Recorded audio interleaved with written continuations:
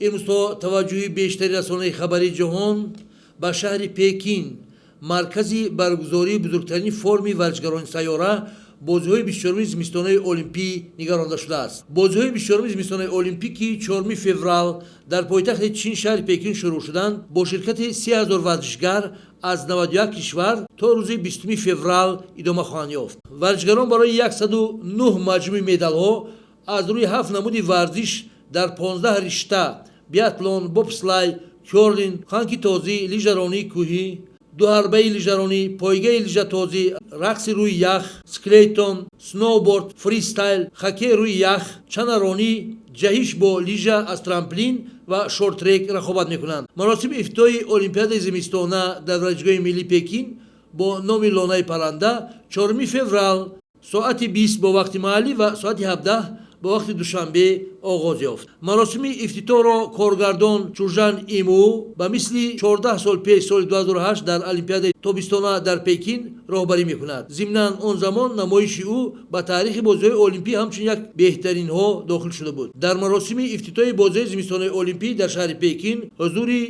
شخصی بیش از 20 سران دولت‌ها، حکومت‌ها و سازمان‌های بین‌المللی در نظر است. بازی‌های زمستانه المپی در چین 4 فوریه آغاز شده تا 20 فوریه ادامه می‌یابند. بار اول در تاریخ بازی‌های زمستانه ورزشگران از گایتی و عربستان سعودی شرکت می‌ورزند. اینها ایالات متحده آمریکا 222 نفر، کانادا 215 نفر، روسیه 212 نفر، جمهوری مردمی خیتای 170 نفر، شویتساریا 168 نفر، آلمان 148 نفر، ژاپن 124 نفر، ایتالیا 118 نفر، شویتسیا 116 نفر، جمهوری چخ 113 نفر و افسریا 106 نفر هستند. بازی‌های المپی یک چاره‌بینی بین‌المللی ورزشی میباشد که آن در 4 سال یک مرتبه برای ورزش برف و یخ گذرانده میشود.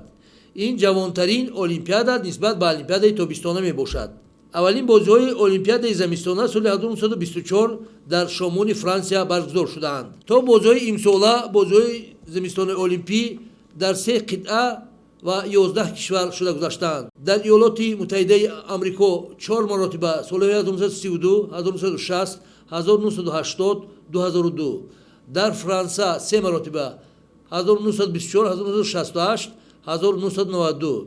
در افسریا سال 1964، سال 1976. در کانادا سال 1988، 2010. در ژاپن سال 1972، سال 1998. در ایتالیا سال 1956، 2006. در نروژ سال 1952، سال 1994. در شویتساریا سال 1928، سال 1948. علاوه بر این بازی‌ها در آلمان سال 1936، یوگسلاویا سال 1984 و روسیه 2014 یک مرتبه برگزار شده است.